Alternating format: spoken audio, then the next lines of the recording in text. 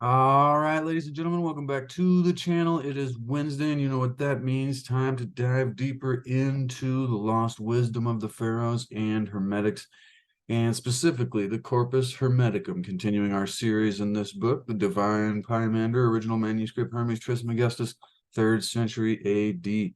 This is a new edition, 2015, edited by Tarl Warwick.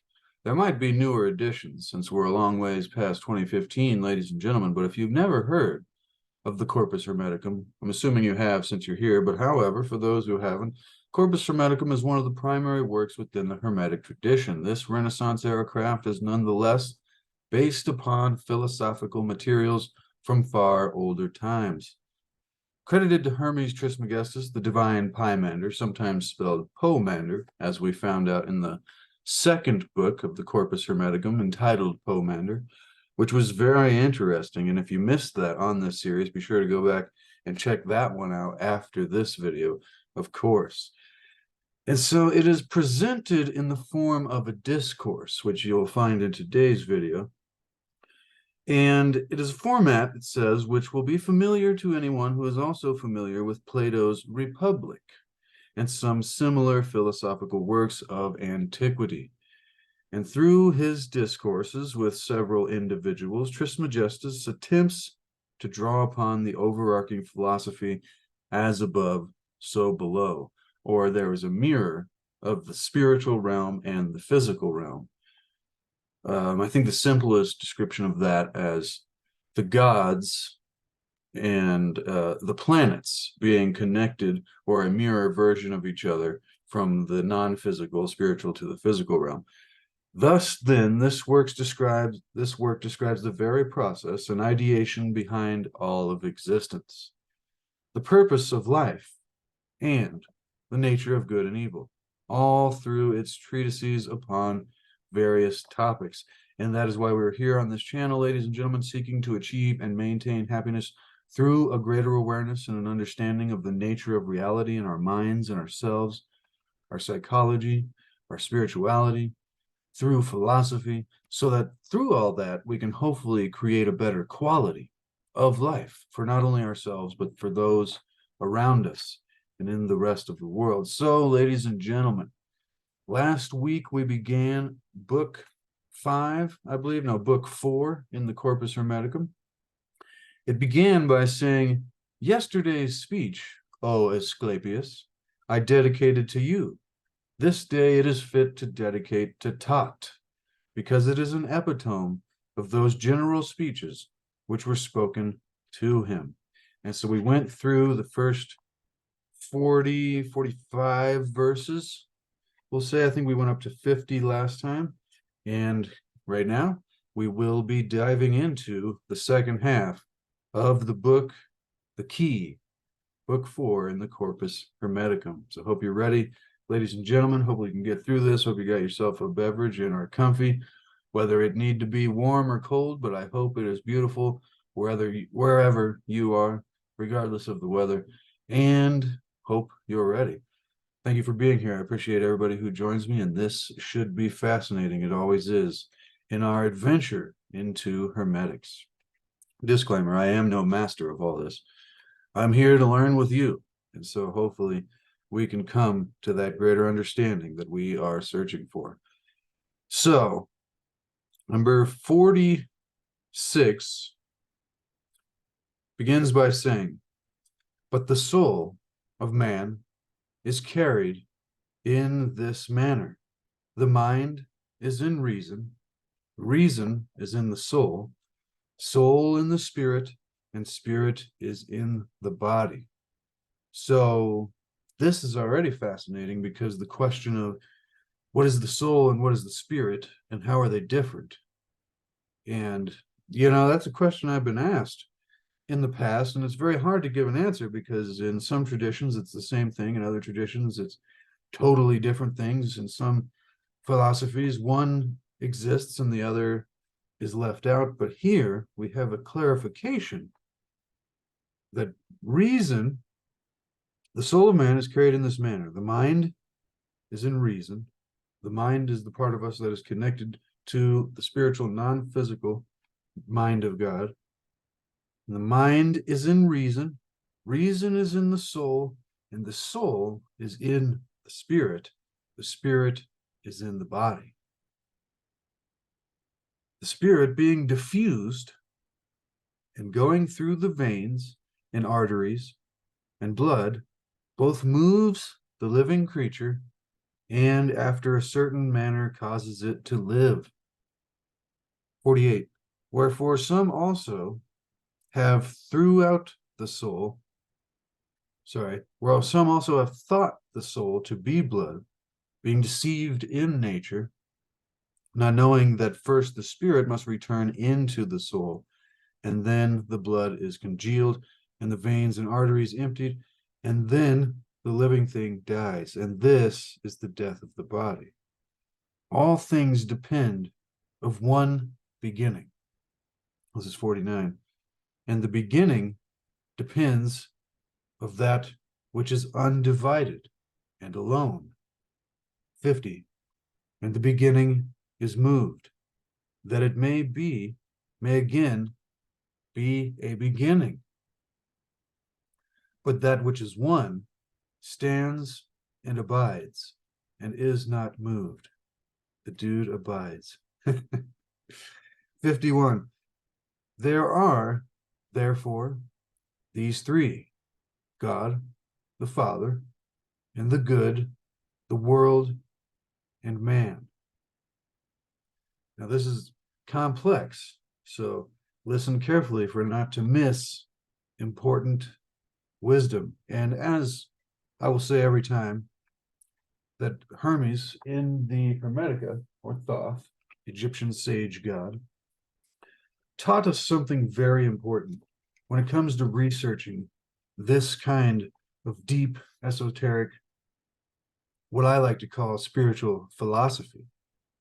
And what he taught us was this, ladies and gentlemen, most important. Is it recording?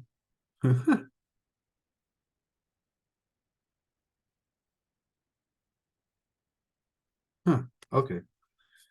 Anyways, sorry, the Zoom format seems to be updated. I'm not seeing the normal setup down here on the bottom. Oh, there we go. Okay, so we'll start with the last words of thrice great Hermes. Wise words, although written by my decaying hand, remain imperishable through time, imbued with the medicine of immortality by the All-Master. Be unseen and undiscovered by all those who will come and go, wandering the wastelands of life.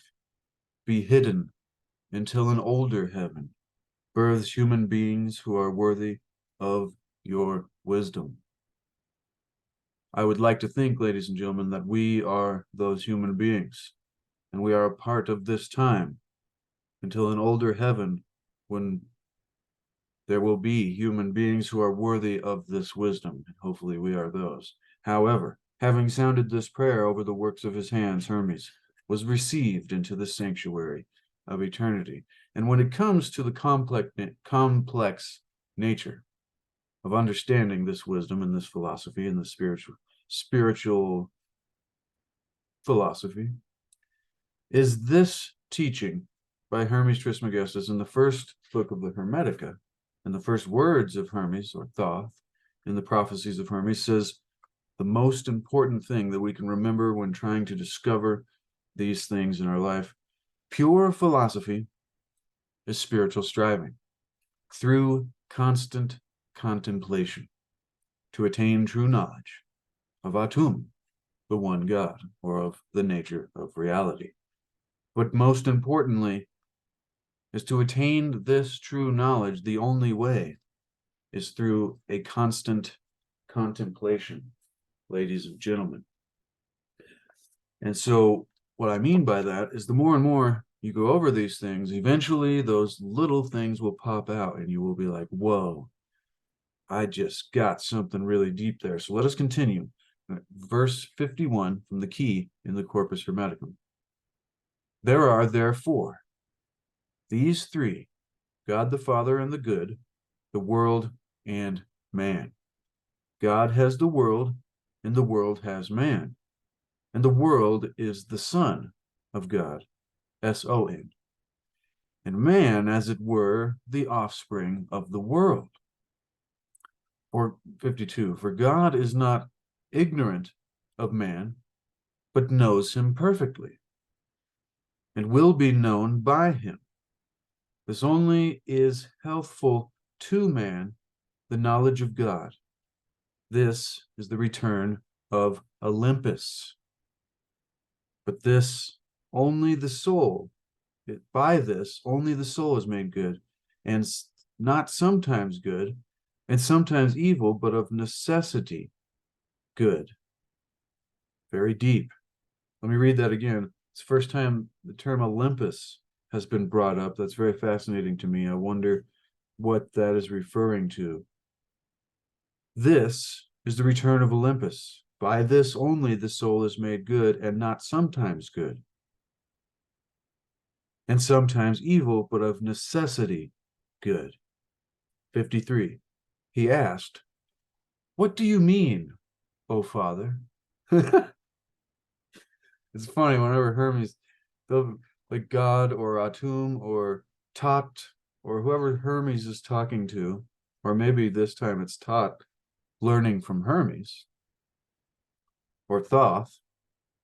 Very interesting to try to discern who's speaking and who is being spoken to. However, after these long rants, this also happens in the Hermetica, they'll have this simple question like, "Wow, what do you mean?"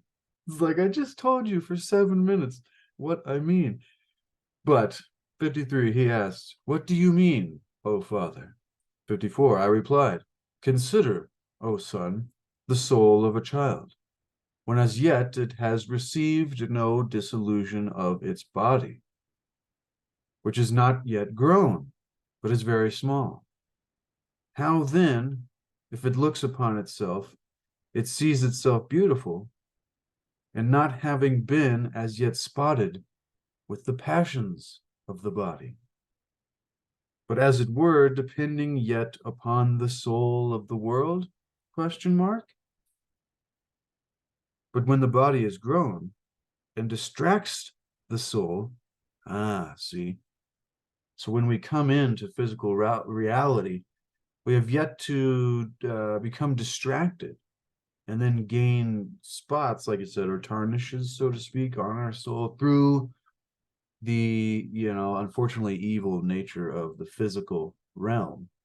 Although that does not mean that, like, we don't look at everything like it's evil. That is just an aspect of reality. We still have honor and reverence for all of creation as God, as us also being a part of that. But that doesn't mean we ignore the fact that there is good and evil in this reality. And so it is important to clarify. But very interesting. So when we come into the world, we're fresh from the spiritual realm, and we have yet to, let me continue here, as not having been as yet spotted with the passions of the body, but as it were, depending yet upon the soul of the world. But when the body is grown, it distracts the soul. It engenders forgetfulness and partakes no more of the fair and the good. And forgetfulness is evilness, as the book puts it. 56, the like also happens to them that go out of the body. For when the soul runs back into itself, the spirit is contracted into the blood, and the soul into the spirit. But the mind, being made pure and free from these vestiges, and being divine by nature, taking a fiery body, a light body. Wow, this is getting deep, ladies and gentlemen. Fantastic. Goes abroad in every place. Is this astral traveling that's being spoken of here? Leaving the soul to judgment and to the punishment it thus deserves. 57, he asked, "What or why do you say so, O Father?" that the mind is separated from the soul and the soul from the spirit, when even now you said that the soul was clothing or apparel of the mind and the body of the soul? I replied, O son, he that hears must understand, and conspire in thought with him that speaks. Yes, he must have his hearing swifter and sharper than the voice of the speaker. See, this goes back to that constant contemplation. I love to hold on to certain little fortunes you get in fortune cookies, and this one was a good one. I have it sitting here in front of the computer. It says, a master can act without doing anything. A master can teach without a word. And that makes me think of this line here. He that hears must understand and conspire in thought with him that speaks. Yes, he must have his hearing swifter and sharper than the voice of the speaker. 59. The disposition of these vestiges or covers is done in an earthly body, for it is impossible that the mind should establish or rest itself naked and of itself in an earthly body. Neither is the earthly body able to bear such immortality that is part of our dual nature, as this is another thing you got in the Hermetica and in the beginning of Corpus Hermeticum as well, was that we have this dual nature, and we are both mortal and immortal. We are both divine and we're spiritual and physical. We have, these opposite aspects to ourselves, and this is what it's getting at here, is how there's this spiritual part of us that seems to be the mind and the soul and the spirit, but that then connects and infuses with the physical mortal nature. And when therefore the mind is separated and departs from the earthly body, presently it puts on a fiery coat which could not do before. For the earth cannot suffer fire, for it is all burned of a small spark. Therefore it is the water poured round about the earth as a wall or defense to withstand the flame of fire. Wow, I would love to hear in the comments what you think they're getting at here. Is this talking about the atmosphere that keeps us protected from, solar wind, but at the same time it's talking about the elements there and referencing the earth cannot suffer fire, and then how water is poured around the earth to withstand. This is very, very fascinating. I skipped ahead a little bit there. Let me go back here to 59. The disposition of these vestiges or covers is done in an earthly body, for it is impossible that the mind should establish itself or rest itself naked and of itself in an earthly body. Neither is the earthly body able to bear such immortality. So our mortal form cannot bear our immortal nature without these vestiges or coverings, as they're putting it, of the spirit and the soul. And so, therefore, that it might suffer so great virtue, the mind compacted, as it were, and took to itself the passible body of the soul, as a covering or clothing. And the soul, being also in some sort divine, uses the spirit as her minister or servant. And the spirit governs the living things. So that makes me think of, when people have a spirit for something and they're enthused, and to whereas the soul is a deeper thing that houses and allows, is the minister or servant.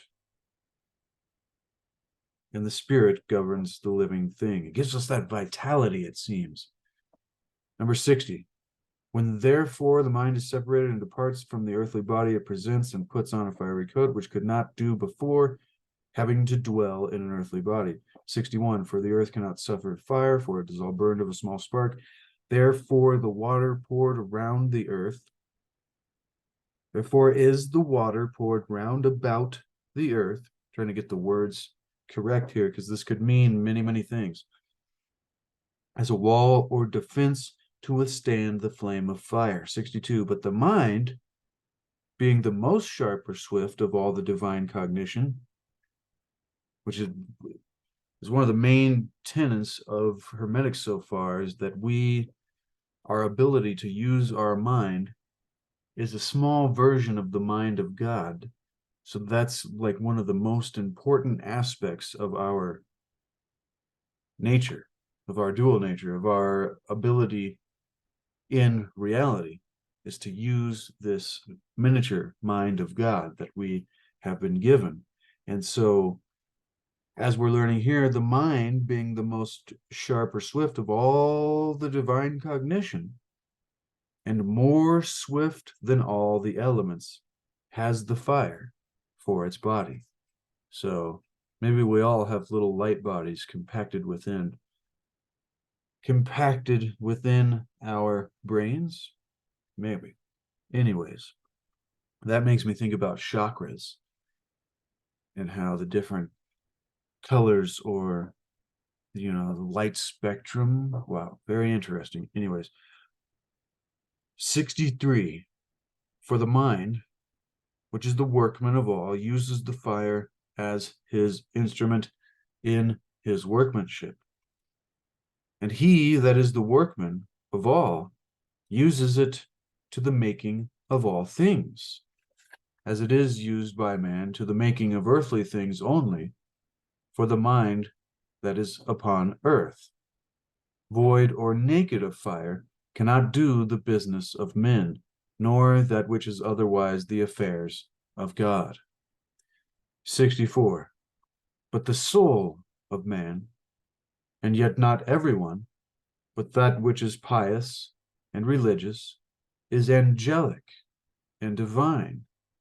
And such a soul, after it is departed from the body, having striven the strife of piety, becomes either mind or God. Wow. This is a deep one, ladies and gentlemen. Hope you are getting value. I know I am. This is amazing. I love this. I love this deep esoteric spiritual philosophy here. It teaches us a lot. 65. And the strife of piety is to know God and to injure no man. And this way it becomes mind. I like that. 65 is a really good mantra for ourselves. The strife of piety is to know God and to injure no man. And this way it becomes mind. 66. But the impious soul abides in its own offenses, punished by itself, and seeking an earthly and physical body to enter into. Wow. Maybe this is describing escaping the reincarnation cycle. So, like, once we get our soul to this divine level that it was saying, soul of man, yet not everyone, and that which is pious and religious is angelic and divine, and such a soul, after it is departed from the body, having striven the strife of piety, becomes either mind or God. We escape the physical reincarnation cycle, becoming either mind free to roam, or a deity, maybe even a planet or a star, but also having the as above, so below, so the spiritual nature and the physical version. But because it said that strife of piety, having striven the strife of piety, and that strife of piety is to know God and to injure no man, and this way it becomes mind. So if we want to escape, apparently, this reincarnation cycle, maybe, this is just the way I'm taking this, love to hear your thoughts and opinions in the comments below.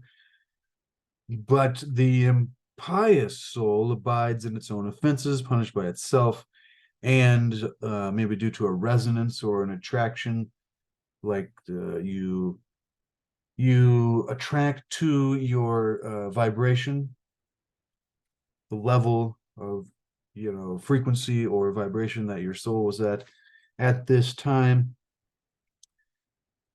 And once again, it seeks an earthly and physical body to enter into. So another incarnation until you can get this strife of piety to know God and to injure no man. And in this way become mind. 67.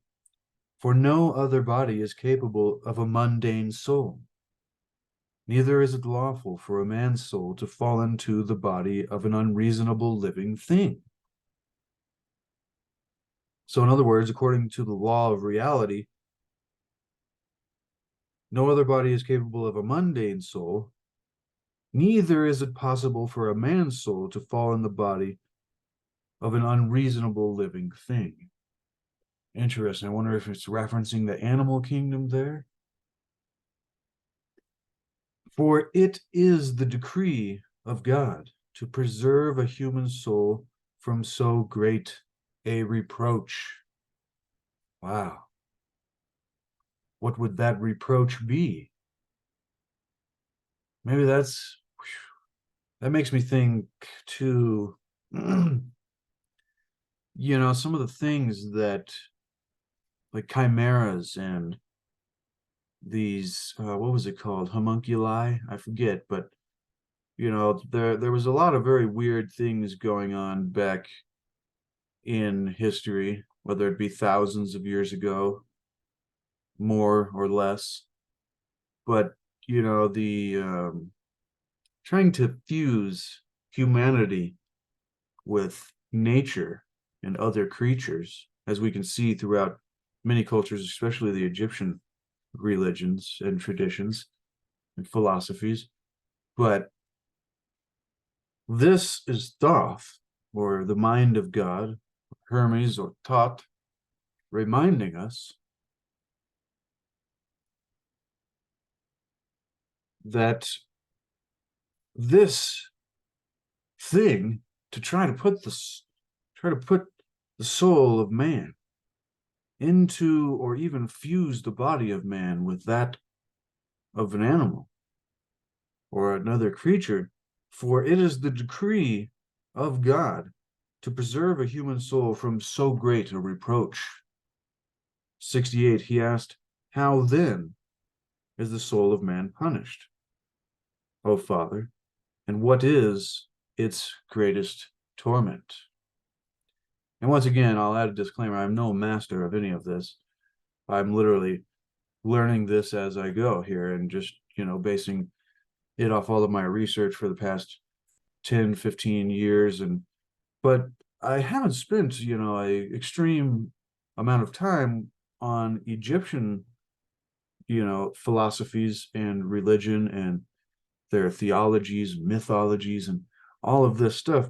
Really, all I've dabbled with is the Hermetics and the Hermetica, and what was it? A little bit of the Kybalion, the Emerald Tablet of Thoth. But so when it comes to referencing Egyptian culture, I just wanted to clarify that I'm no master. So if you have more information to add to this, please comment section below. Now, he asked, how then is the soul of man punished, O Father, and what is its greatest torment? I replied, impiety, O my son, for what fire has so great a flame as it? Or what biting beast does so tear the body as it does the soul? Very interesting. Is he saying there that sticks and stones can, hurt you, but the actions of the mind, impiety of thought, is far worse than, what biting beast does so tear the body as it does the soul. I like that line there, though. For what fire has so great a flame as it? Number 70. Or do you not see how many evils or wicked the soul suffers, roaring and crying out, I am burned, I am consumed, I know not what to say or do, am devoured, unhappy, of the evils that surround and lay hold upon me. Miserable that I am, I neither hear nor see anything. And you can see how these philosophies were taken and twisted and used against the masses in the Holy Roman Empire, and their creation and adoption and, I'd say plagiarism of this great wisdom to create their own, what do you call it? Their own dogmatic system structure, fear and guilt control matrix out of these concepts that would be elaborated into physical meanings. Like, oh, you're gonna burn in fire. It's like, no, this is not what it's talking about. It's talking about spiritual concepts here. So this is metaphorical. And so I know not what to say or do. I am devoured, evils that surround me. So like you could instantly, if you're taking this from a physical perspective, a mortal perspective, that you would be like, oh, this is like experiencing hell. But this is not what is being described. Miserable that I am, I neither see nor hear anything.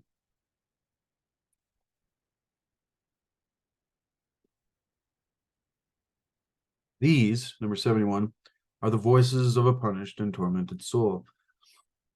As not as many of you, O son, think that the soul going out of the body grows brutish or enters into a beast, which is a very great error. For the soul is rather punished after this manner. 72, for the mind, when it is ordered or appointed to get a fiery body, a light body, I love that, for the services of God, coming down into the wicked soul, torments it with the whips of its sins, with which the wicked soul, being scourged, turns itself to murders and lies, and blasphemies and various violence, and other things by which men are injured. But into a pious soul, the mind entering leads it into the light of knowledge. And such a soul is never satisfied with the singing praise to God and speaking well of all men, and both in words and deeds always doing good in imitation of her Father. So this is a very deep, esoteric, philosophical description, spiritual description of how we can see the different, the people that are on different levels or different.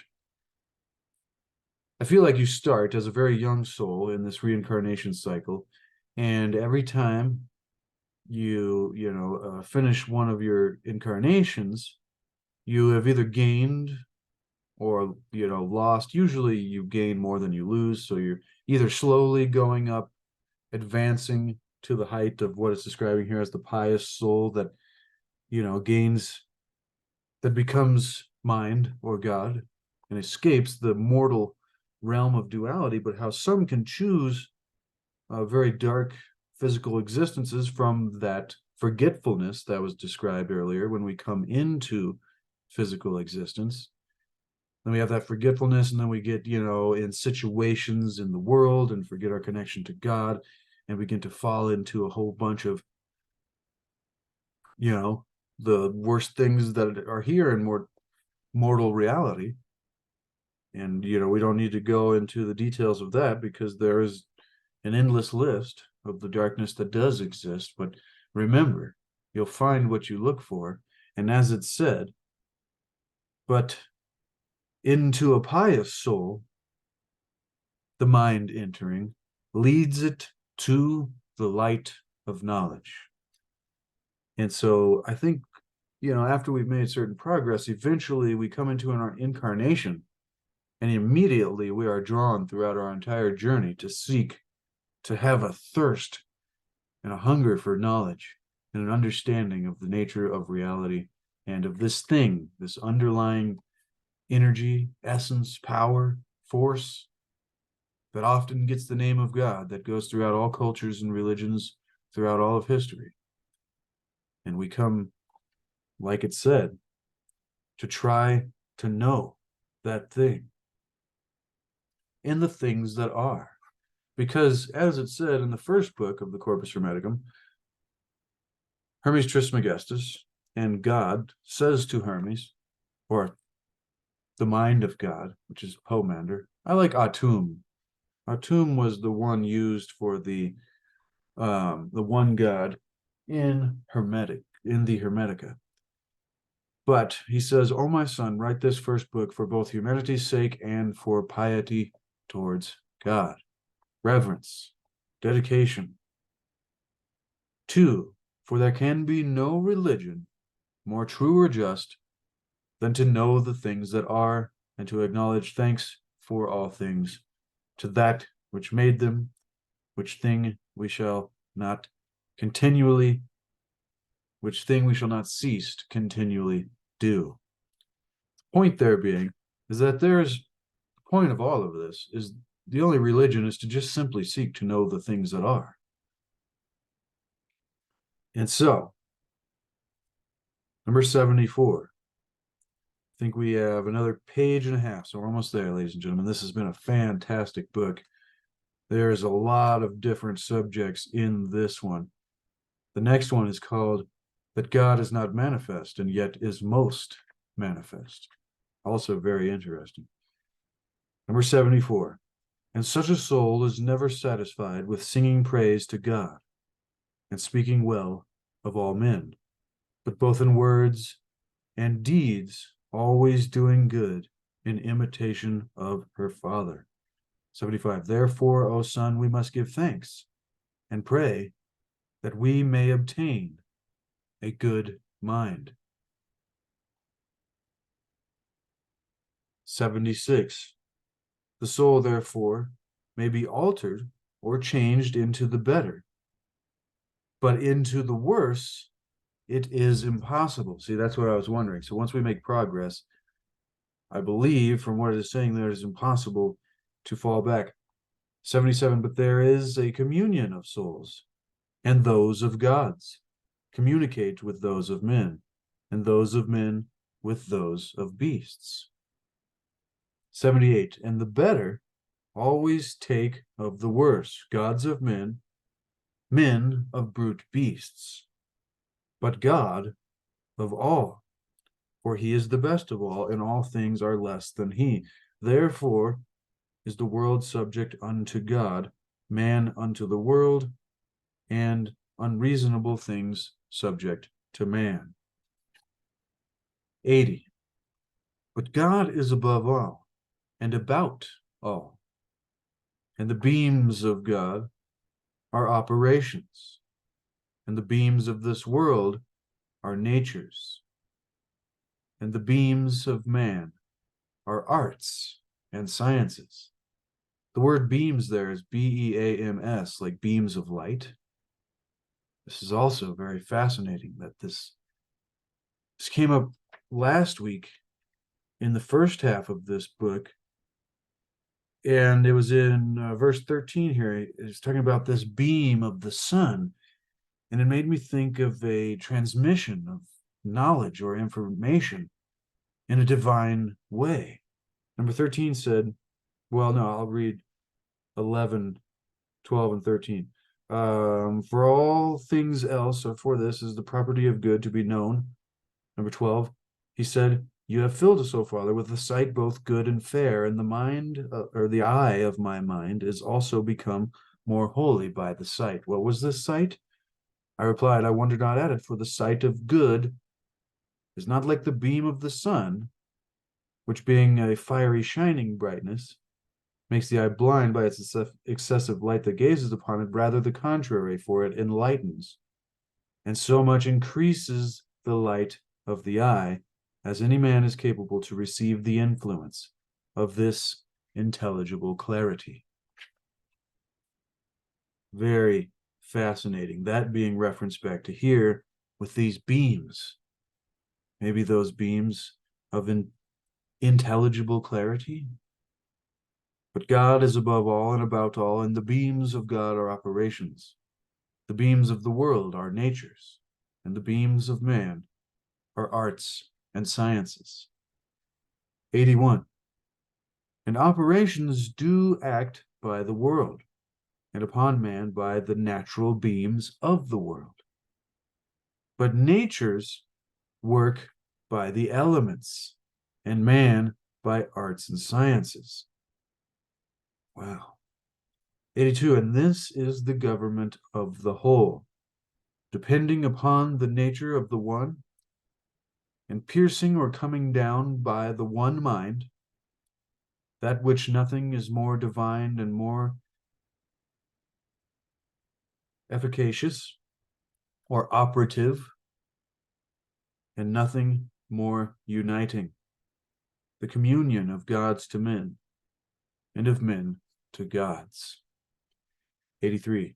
This is the good mind, blessed soul, that is fullest of it. An unhappy soul that is empty of it. 84. He asked, and how, Father? I replied, I know, O son, that every soul has the good mind, for of that it is we now speak. For of that it is we now speak, and not of that minister of whom we said before, that he was sent from the judgment. 86. For the soul without the mind can neither say nor do anything. For many times the mind flies away from the soul, and in that hour the soul neither sees nor hears. Is this sleep? Once again, is this astral projection? What is being described here? This is amazing. If you're getting value, thank you so much for joining me. Consider subscribing and share this with somebody who's like-minded. But more importantly, share with me what you're getting out of this. This is profound.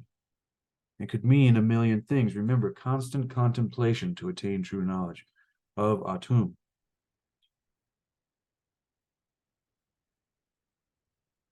So, for the soul without the mind can neither say or do anything, for many times the mind flies away from the soul, and in that hour neither sees nor hears, but is like an unreasonable thing.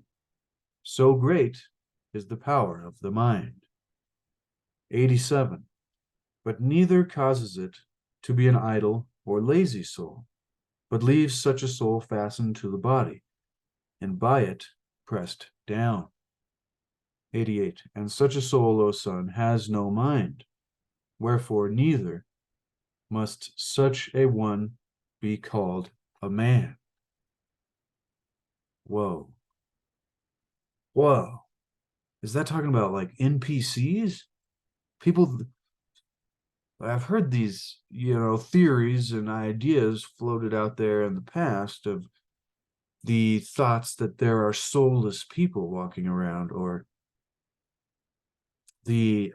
wow, maybe this could be those people that we see commit some of the atrocities, that they just have zero humanity in them.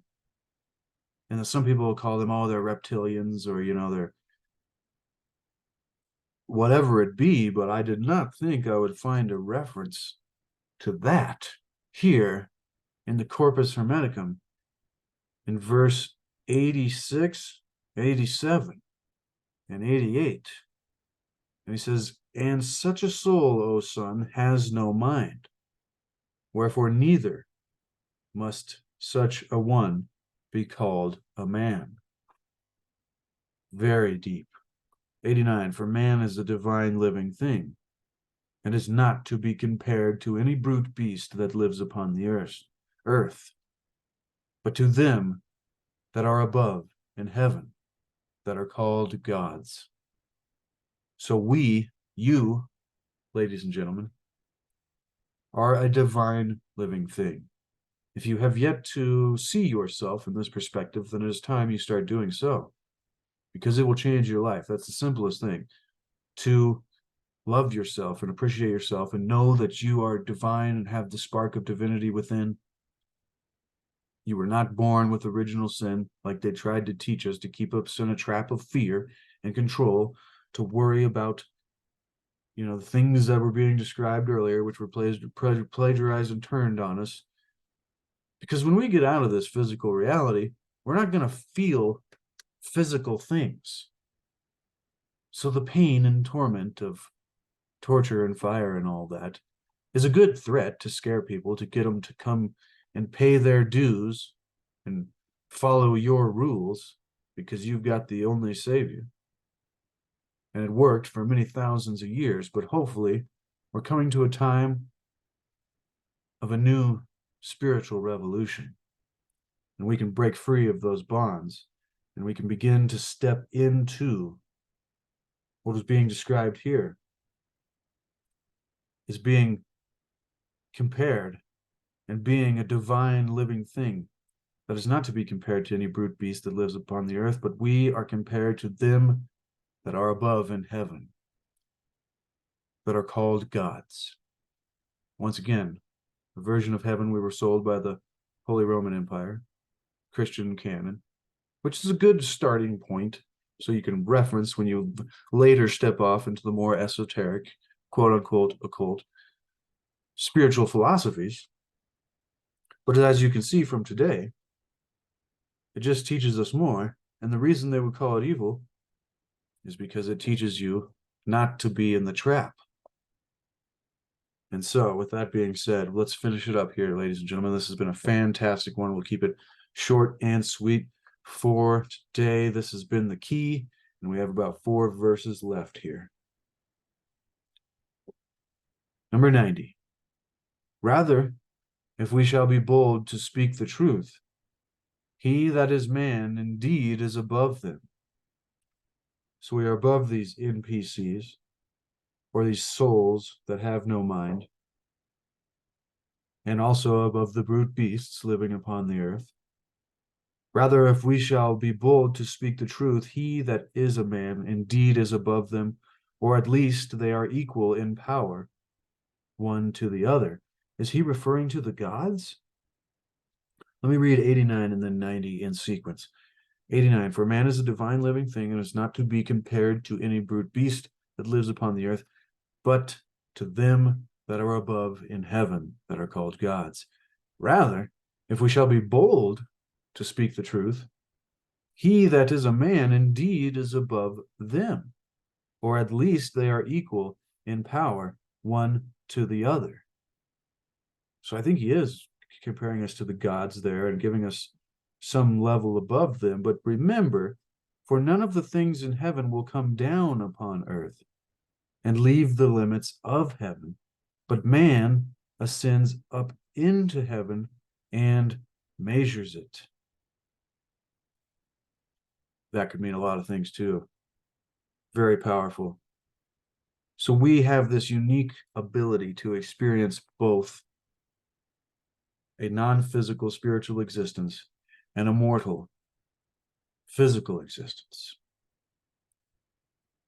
And the gods, as it was described in the Hermetica and earlier in this book as well, the gods are stuck being the planetary bodies and their divine natures, and they will not come down to earth because that would be gross and terrible because of the nature of physical reality. However, if we are to be bold to speak the truth, he that is a man indeed is above them, or at least that we are equal in power to one another, for none of the things in heaven will come down upon earth and leave the limits of heaven. However, and let me know what you think this last bit means here, ascend up into heaven and measure it. 91. And he knows what things are on high and what is below, and learns all other things exactly. 92.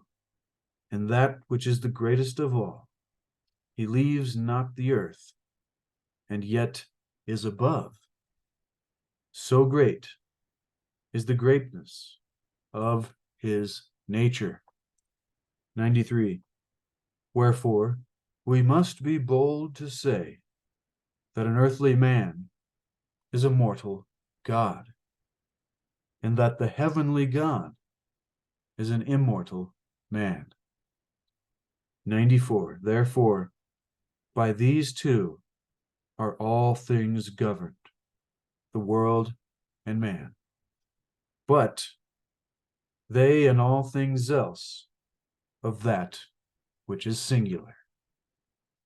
And that, ladies and gentlemen, is a boon to knowledge and a boon to the wisdom, the lost wisdom of the pharaohs and the Corpus Hermeticum. Wow.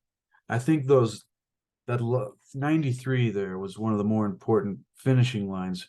Wherefore we must be bold to say that an earthly man is a mortal god, and that the heavenly God is an immortal man. Has it not been said?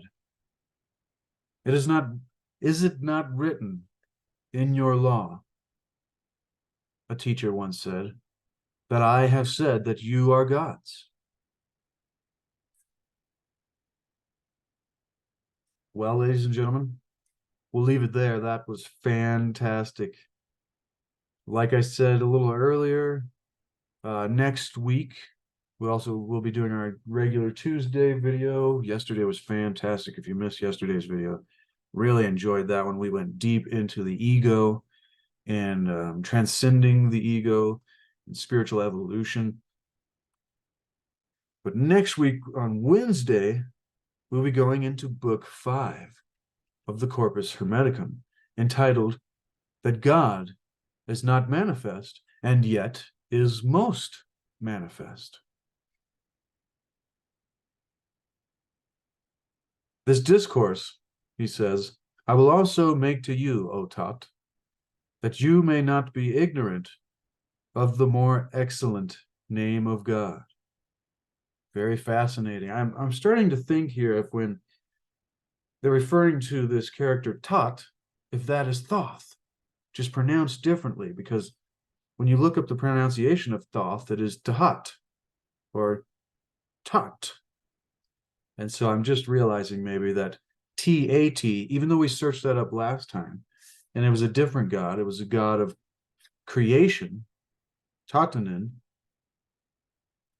that is related to the sun and creation, which is connected to Ra. And then we looked into Amun Ra. And so very fascinating, but maybe Thoth is Thoth. And this is once again, like always, Atum speaking to Hermes or Thoth.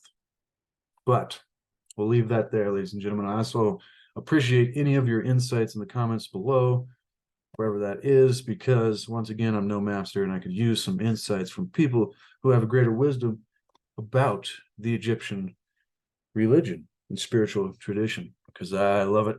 It's exciting, ladies and gentlemen. It's fun to connect these different philosophies that go from, the Tao Te Ching and the wisdom of the Tao and Hermetics and many other wonderful authors and poets and mystics and philosophers throughout the ages, which is why I just like to call it all the wisdom of the ages and spiritual philosophy, because it's all connected.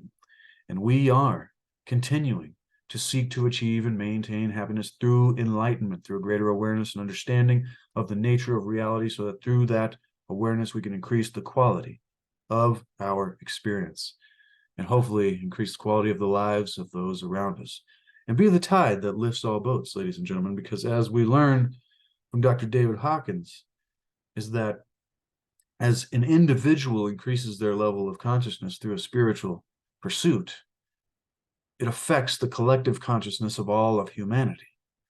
And eventually we can reach a tipping point on the scale of consciousness that I like to think of as a phase transition or a critical mass, to where when you have a field of electrons, when enough of them align, then all the rest of them go bloop, and they all align. And this is the 100th monkey story. If you've never heard that, look that up. But it is the fact that we have a collective consciousness, and that once enough of us get to a certain point, then all the rest of us align. And hopefully we can have, like we said, the greatest revolution that we've ever seen, a spiritual revolution. But I always have high, lofty goals. So it's fun, ladies and gentlemen. Remember that there is no way to happiness. Happiness is the way. It is what we must bring to life. And when we can do that, all the things we've been telling ourselves, oh, I'll be happy when I get there and get this, become irrelevant. Because then we are there. And then hopefully the entire journey to get there is wonderful. Thank you so much. Once again, I love and appreciate each and every one of you. Shout out to A1 and shout out to Gorilla Press. Hope Gorilla Press is doing good. Haven't heard from her in a while. Going through some hard times, but that's fine. We're sending our thoughts and our love and our appreciation out to all of you. Once again, love and appreciate you, A1, for always being the one. And to any of those of you that also joined the premieres, great to see you and love to see you again. And expand the description to get this book for yourself, to put it on your shelf so you can reference in the future and join along in this wonderful journey of spiritual philosophy. And also expand the description to get some landscape paintings from my Etsy shop, as well as a link to C60 Purple Power, the most powerful antioxidant known to man. Get yourself the gift of health. All right. Love you, ladies and gentlemen. Until next week, be the change that you want to see. Be the example you want to set. No, no, no, no, no, no.